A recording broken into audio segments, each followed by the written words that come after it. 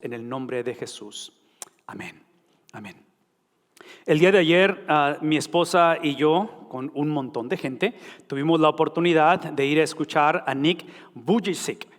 Y él es un predicador evangelista de Australia que estuvo o está presente este fin de semana aquí. Y ustedes se podrán dar cuenta que parte de lo que tiene él en su distintivo, aparte de que predique el evangelio, es que él nació sin lo que en inglés se dice limbs. ¿Extremidades se dice en español? Sí, no extremidades.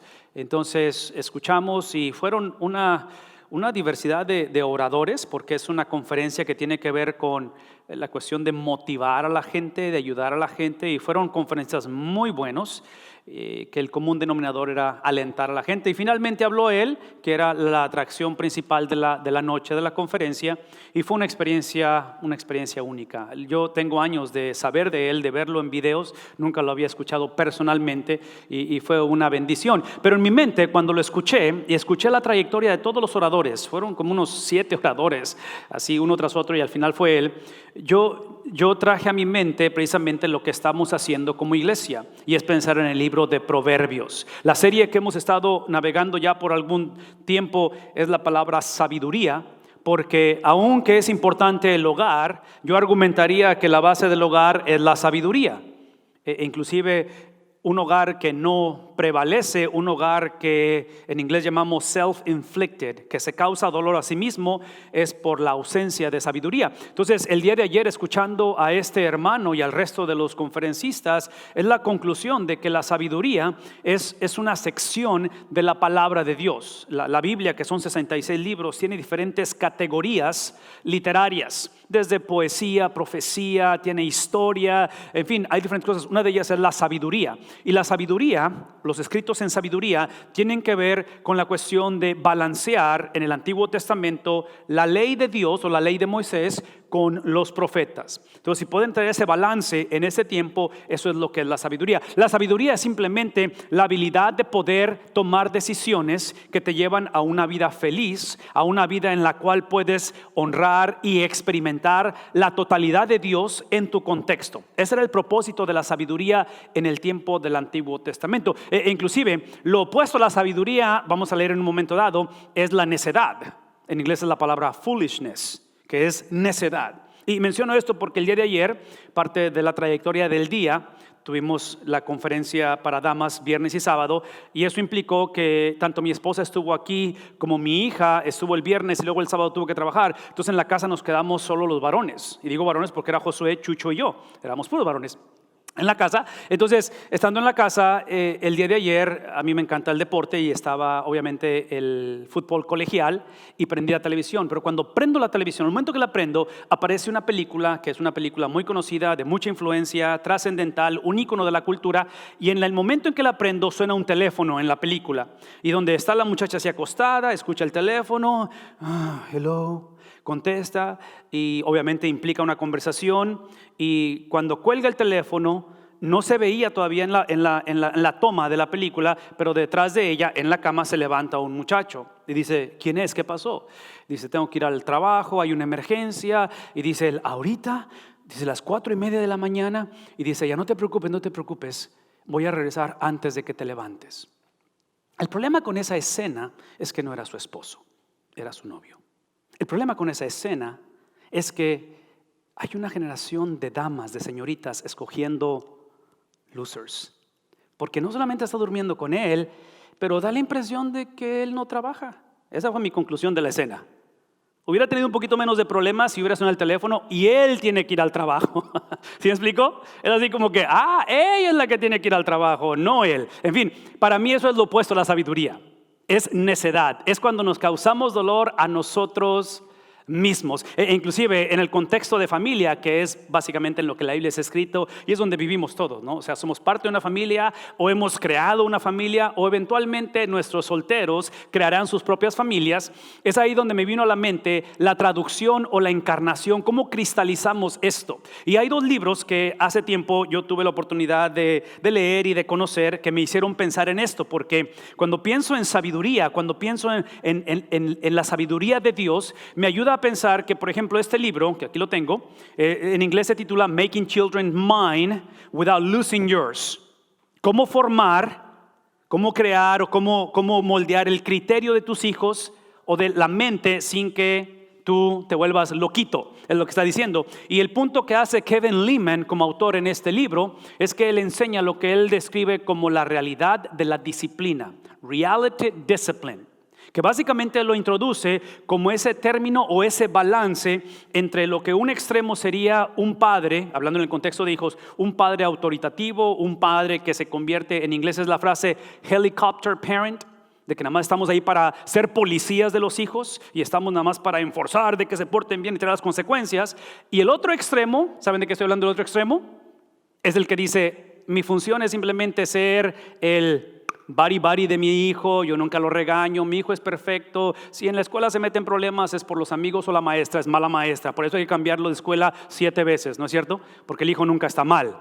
Entonces ese extremo, él en el libro lo que dice, lo que tenemos que, el balance es la realidad de la disciplina, ayudar a los hijos desde temprana edad y dar los ejemplos, porque ellos tienen 5 hijos, dale ejemplo desde que cuando estaban los famosos terrible twos, si esa edad de los 2 años de edad que es bien difícil y que tienen ese carácter fuerte, él habla de cómo él navegó cuando le hacían sus berrinches en la tienda porque querían un dulce. Y el berrinche donde se tira el niño ahí en el piso y obviamente todos estamos así a ver qué va a hacer la mamá. Y la clásica, 1, 2, 3 y el huerco pero trenzado en el piso, ¿verdad? Haciendo el berrinche. En fin, es lo que enseña él. Eso es lo que me hace pensar en sabiduría en el asunto. El otro libro que hace tiempo leí también, que aquí lo tengo, escrito por el pastor Ed Young, que es el hijo de Ed Young Sr., que es el pastor de la Segunda Iglesia Bautista en Houston, escribió este libro que se llama Kid CEO. Y la palabra CEO obviamente es una abreviación de alguien que está en control, que está encargado, como el Chief Executive Officer. Entonces, dice aquí, how to keep your children from running your life. ¿Cómo le hacemos para que no cometamos el error como esposos o inclusive como madre soltera o padre soltero, cualquiera que es el caso, en el cual nuestra vida no gire en torno a los hijos? ¿Cómo le hacemos? Porque la tendencia es eso, ¿no es cierto?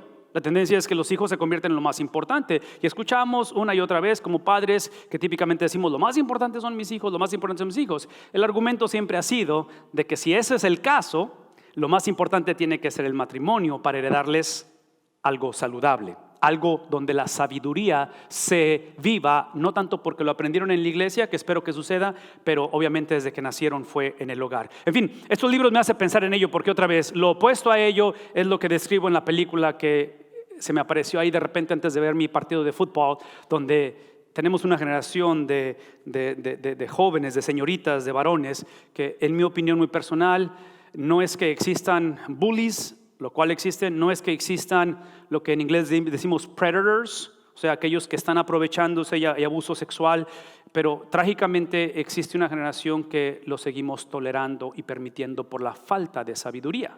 Entonces, lo que encontramos en la palabra de Dios y este versículo que estoy por leerles y que quiero que lo busquen, capítulo 1 de Proverbios, abran sus Biblias. En el capítulo 1 de Proverbios, este versículo lo consideramos como el epicentro de todo el libro de Proverbios. Eso implica que vamos a regresar a este versículo el resto de la serie, porque todo el libro lo filtramos a través de él. Si ustedes estuvieron con nosotros en el libro de Daniel, cuando hablamos en el verano, fue el capítulo 7, versículo 13 y 14 de Daniel, que por ahí filtramos toda la conversación de Daniel, todo el libro de Daniel.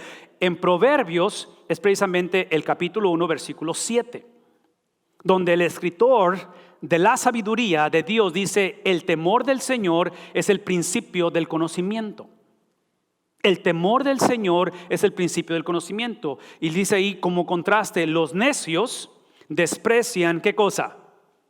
La sabiduría y desprecian la disciplina. Entonces, esta mañana simplemente quiero que tragamos un balance en lo que estamos hablando, porque aparentemente para poder nosotros transferir los valores de la palabra de Dios en una cultura que no solamente es antivalores de Dios, pero es una cultura que espera que celebremos, ¿sí?, la ausencia del temor a Dios, es donde tenemos que entender que el temer a Dios es, y si están tomando notas, es simplemente una adoración y una obediencia, adoración y obediencia como estilo de vida en el contexto de una relación. El temer a Dios es entender que mi postura es el verlo a Él como a la persona a la cual adoramos. Inclusive, piensen por un momento, la falta de temor a Dios es una generación en la cual no solamente es irreverente ante Dios, cometemos el error de esterilizar a Dios. Y cuando uso la palabra esterilizar, es el concepto de que decimos Dios es amor, es compasión, la pasión de Cristo, la cruz, su sangre derramada, Él perdona pecados. Juan 1:9, primera de Juan 1:9, que dice que si confesamos nuestros pecados, Él es fiel y justo. ¿Para qué? Para perdonarnos y limpiarnos de toda. Entonces no importa lo que hagamos, la salvación no se pierde, y lo usamos como una en inglés es la palabra loophole, que es como un atajo para no encarar la realidad de que el Dios de compasión, de misericordia, el Dios de bondad es el mismo Dios que es de ira, de venganza, y que dice en su palabra que Él no será burlado, que todo lo que el hombre sembrare, eso también cosechará o segará. Entonces el punto aquí de la persona que no teme a Dios es el tipo de persona que trágicamente, ¿sí?, adora no a Dios pero a sí mismo, donde la adoración a mis derechos, la adoración a mi manera de pensar, a mi teología, a lo que me hicieron, esa es la razón por qué, y sacamos nuestra lógica, eventualmente se traduce en que queremos que todos nos obedezcan. Que si me casé contigo es para que pienses como yo, seas como yo, actúes como yo, y si no, le buscamos por otro lado. ¿Sí me explico? Entonces, procesen lo que estoy diciendo, porque como individuos, regresando a la cuestión de los hijos, no hay un hijo que nazca, no hay una persona que nace temiendo a Dios. Por naturaleza, el ser humano, él se va a adorar a sí mismo. Le llamamos eso de que tiene su propia voluntad, tiene su propia manera de pensar, y por naturaleza no vamos a ser obedientes. Vamos a ser ¿qué cosa? Desobedientes. E inclusive la vida de desobediencia en el contexto de Dios es la vida en la cual vemos o rechazamos su amor y su ley, donde en un momento dado creemos en estos eventos precisamente como eso, como un evento, no como un estilo de vida. En otras palabras, pensamos en adoración en lo que pasa en la iglesia el domingo, pero el lunes, el martes, el jueves, en la noche, en la tarde, en la madrugada, cuando estoy a solas, se trata de lo que yo pienso y lo que yo digo. Tomo decisiones de acuerdo a mi cultura, a lo que yo pienso.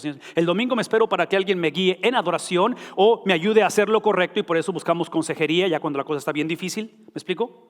Ya cuando el daño se ha hecho, queremos que alguien nos ayude a restaurar la relación, y de lo cual no estoy en contra de consejería, no estoy en contra de terapias. Todo lo que estoy diciendo es que imagínense una generación de hijos, de jóvenes, una generación de señoritas escogiendo varones, los cuales su estilo de vida en el contexto de relación, no entre ellos, pero con Dios, se ha reflejado en ¿qué cosa? En una vida de adoración y en una vida de... La palabra adoración lo que realmente significa es la palabra de fe o de confianza.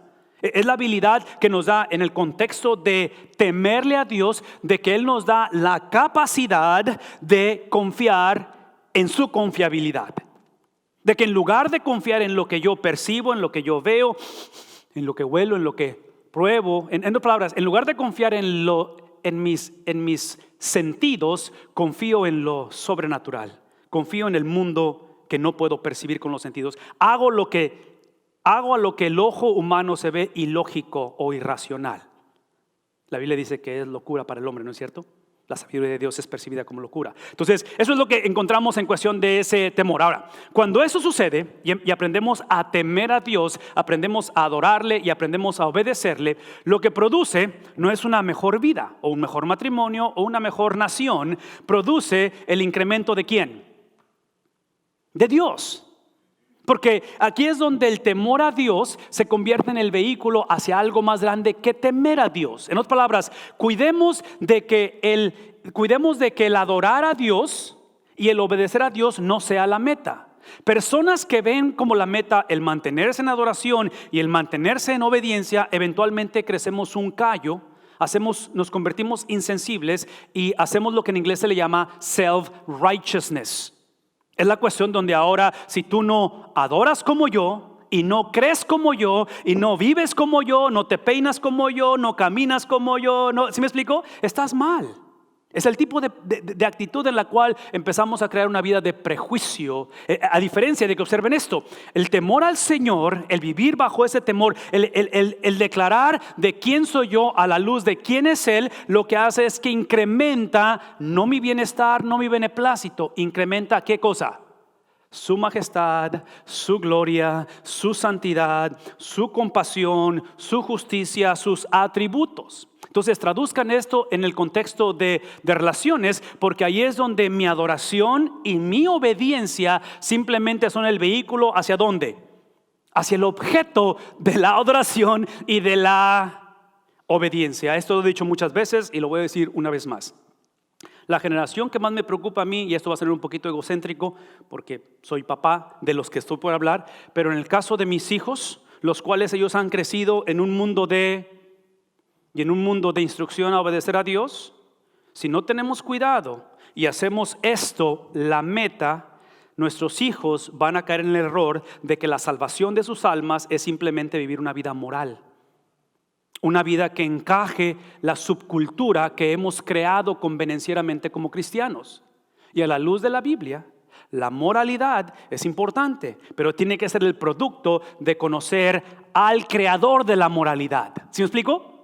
Donde mi estilo de vida tiene que ser el reflejo de alguien o algo más grande que mi persona. Recuerden que estamos hablando de alguien que se llama Salomón. El que escribió esto es el rey, es aquel que es el hijo del rey David, el cual David fue conocido por su adoración, por su devoción, por su espiritualidad, por ser el hombre o el varón que tenía un corazón conforme al corazón de... Y eventualmente el problema no va a ser sus prácticas religiosas o su judaísmo. El problema no va a ser sus disciplinas espirituales. El problema es que eventualmente eso se convirtió en la meta. Sí, el temer no es la meta, es el vehículo hacia la meta. La meta es la presencia literalmente de Dios. ¿Cómo lo sé esto? Bueno, si ustedes regresan la película o el cassette, porque estamos hablando de una época en la cual se le llama la monarquía unida. Este es el tiempo despuesito de que en el libro de Samuel, por ahí en el libro de Jueces, es cuando el pueblo de Israel ya habían poseído la tierra prometida y ven que las naciones vecinas tienen reyes y le dicen a sus profetas, a Samuel, hey, queremos un rey.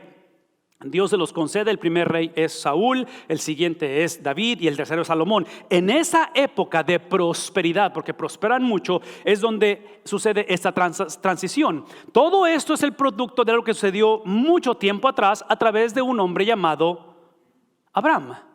Y en el contexto de Abraham, de adoración, de obediencia, porque Dios le dice, deja ¿qué cosa? Tu tierra, tu familia y tu parentela y ve hacia, en palabras, Abraham se encuentra con Dios y hay ese contexto de adoración, ese contexto de obediencia, pero todo eso está basado no en la fidelidad o en la moralidad o en la capacidad de Abraham. Abraham era un gentil, Abraham era un sacerdote pagano, Abraham no calificaba para ser una persona de adoración o de obediencia. Todo lo que Abraham alcanzó, de tal manera que en el capítulo 15 o en el capítulo 12 y capítulo 15 de Génesis dice que Abraham le creyó a Dios y le fue contado por justicia, está basado en el pacto incondicional que Dios establece. Y este es el principio que quiero que vean o que recordemos esta mañana, de que cuando nuestra adoración o nuestro temor a Dios en obediencia es el vehículo al objeto de la adoración y la obediencia, lo que nos va a recordar es que esa experiencia, esa capacidad de adorar cuando no debería de estar adorando, cuando debería estar resentido, cuando debería de buscar ayuda por otro lado, porque aparentemente Dios no responde a la oración. En lugar de mantenerme obediente a la palabra de Dios y empiezo, yo ahora quiero ceder a otras cosas, es el momento en el cual esa experiencia me lleva a pensar en que el Dios de la Biblia es inmovible. De que sus pactos, iniciando con Abraham, hay pactos, déjenme poner de esta manera. Los pactos que Dios hizo o hace basados en su persona son inmovibles e incondicionales. ¿Cómo lo sé eso?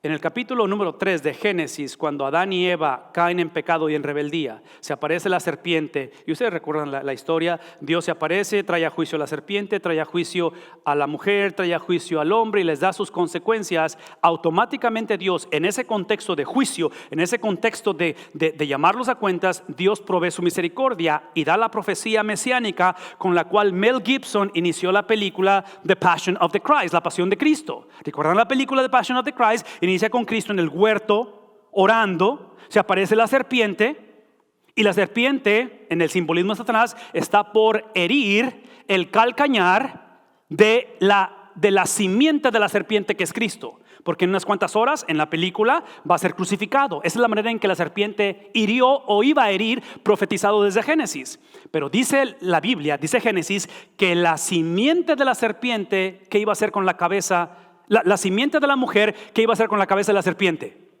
La iba a aplastar. Y es lo que pasa al principio de la película. Entonces mi punto es que ese pacto que Dios hizo en el contexto de traerlos a juicio en Génesis 3 se cumple en Cristo Jesús. Y no se cumplió porque el pueblo de Israel entendió la palabra de Dios. Se cumplió aún en medio de su ignorancia. Hablando de Abraham, lo lleva y le muestra las estrellas del cielo y le dice: Abraham, así será tu descendencia. Le muestra la arena del mar y dice: así serán tus hijos. En un contexto donde Abraham estaba viejo, donde el problema, ¿cuál era entre ellos como matrimonio? Esterilidad.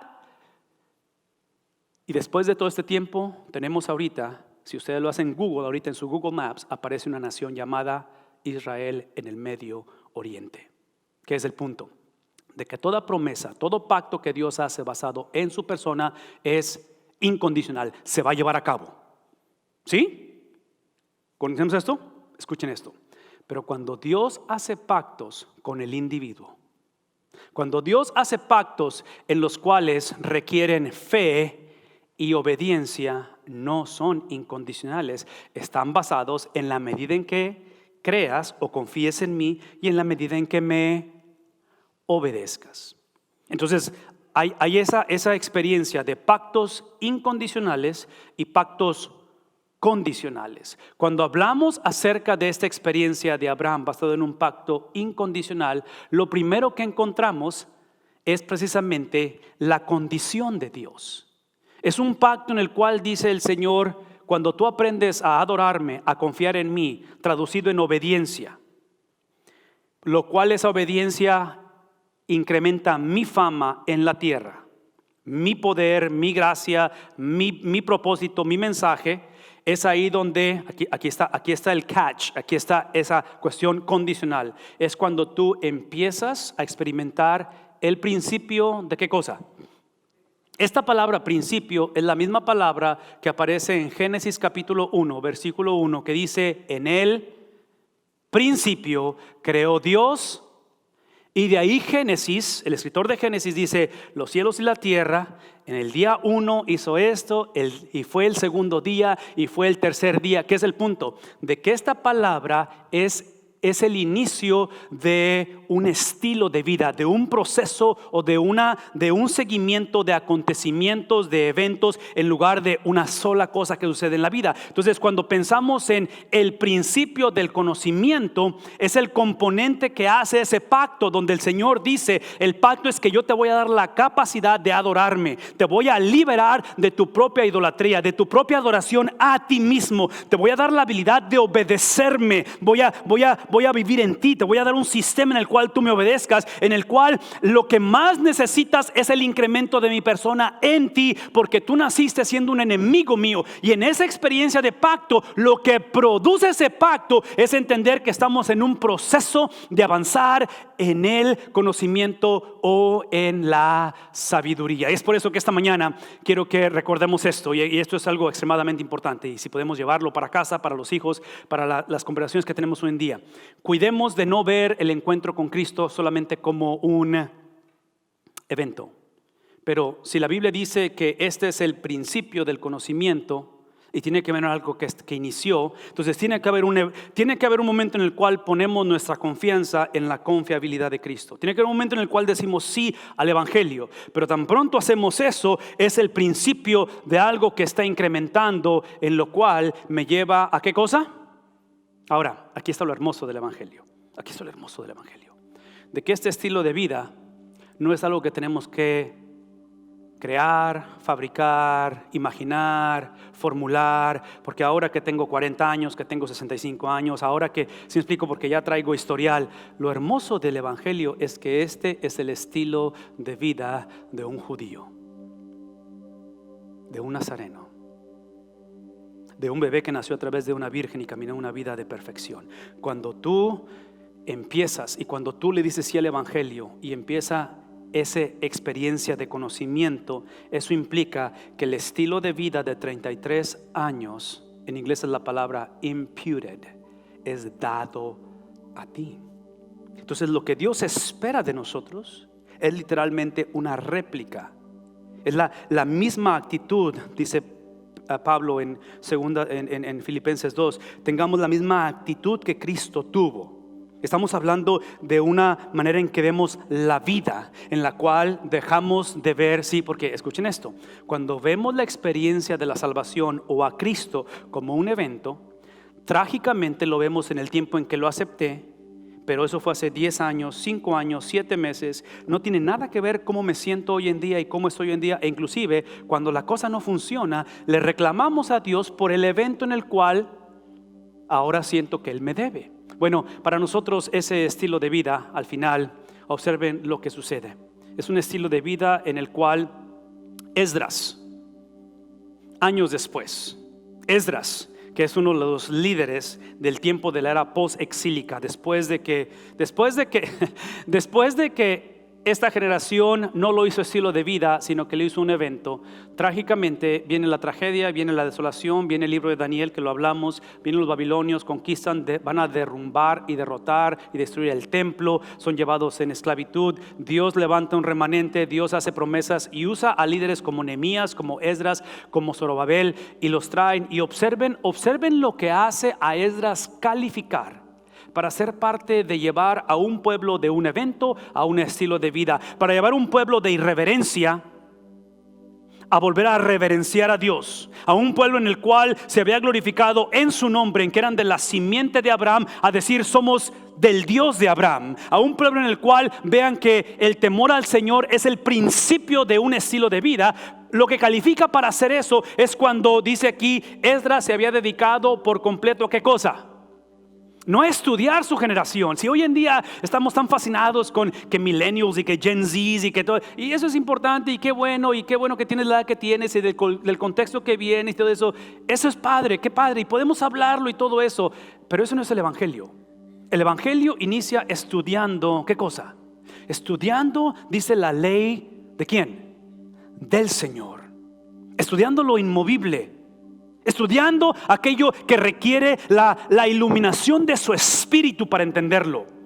De que esto no es simplemente para que cambie la condición o cambie el comportamiento o cambie la actitud de mi esposo, de mis hijos. Sí, estamos hablando de que ahora al estudiar la ley me estudia a mí. La ley crea en mí un redarguir del corazón, de tal manera que lo que produce la ley es ponerla en... Sí, escuchen esto. Lo que no está diciendo la Biblia es que él la estudió, la situación cambió, mejoró y es por eso que la puso en práctica. Es el Evangelio de la prosperidad. Es aquel que obedece porque ya Dios le dio un adelanto. ¿Sí explicó? Como que, hey, pues adelántame la situación porque ahorita tengo un diagnóstico del doctor y no es favorable, o mira la situación. O sea, si él me hace el favorcito que le estoy pidiendo, entonces sí me comprometo, me bautizo, diezmo. No, es el Evangelio de la prosperidad. La Biblia dice que él la estudió en un tiempo en el cual el pueblo de Dios no quería estudiar la palabra de Dios. En un tiempo en el cual deliberadamente no temían a Dios. Deliberadamente se habían prostituido e ido tras otros dioses. Es un tiempo en el cual hay desolación, hay hambre. Lean el libro de Lamentaciones de Jeremías. Está la cosa fea. Y ahí es donde la estudia, la pone en práctica. ¿Y qué es lo que produce? Discipulado, reproducción. Porque eso es lo que hace la palabra de Dios. Esta mañana, todo lo que deseamos es que veamos el ejemplo de hombres, de líderes en una era posexílica, que entre paréntesis, era posexílica implica que este es Esdras, Nehemías, sientan el contexto, el último de los contextos, construyen los muros de Jerusalén, construyen el segundo templo, hay 400 años de silencio y de repente se aparece una jovencita de unos 13, 14 años que tiene un encuentro con un ángel y le dice: no temas, porque lo que está formando en ti es obra de ¿quién? Es el cumplimiento de lo que Él había prometido. El tiempo ha llegado. El tiempo ha llegado en el cual es bueno que la estudiaste, ahora viene la encarnación de ella. Es bueno que la pusiste en práctica, pero ahora viene el cumplimiento de la palabra de Dios. Es bueno que anteriormente la enseñaste, pero no viene un maestro a hablar de Dios. Ahora viene ¿quién? Viene Dios a enseñarnos. Y María, tú tienes el privilegio de ser parte de ello. Imagínense una generación en la cual dejamos de conformarnos con estudiar, con practicarla y con reproducirla. Imagínense una generación en la cual entendemos que Cristo habita en medio de nosotros, que su reino está presente y que este es el día en el cual Él está llamándonos a presenciar, a abrazar, a experimentar y a expresar a la sabiduría hecha carne. Su nombre es Cristo. Si nunca has dado tu vida a Él, si nunca te has movido de temer al futuro, si muchos le tememos a Satanás, le tememos a la muerte, le tememos a los viles que vienen, le tememos a la suegra, le tememos al cáncer, le tememos, es tiempo de temerle ¿a quién? Es tiempo de enaltecer, de engrandecer la gracia, la misericordia, el juicio, la autoridad del Dios de la Biblia. Pónganse de pie, por favor. Padre, esta mañana agradecemos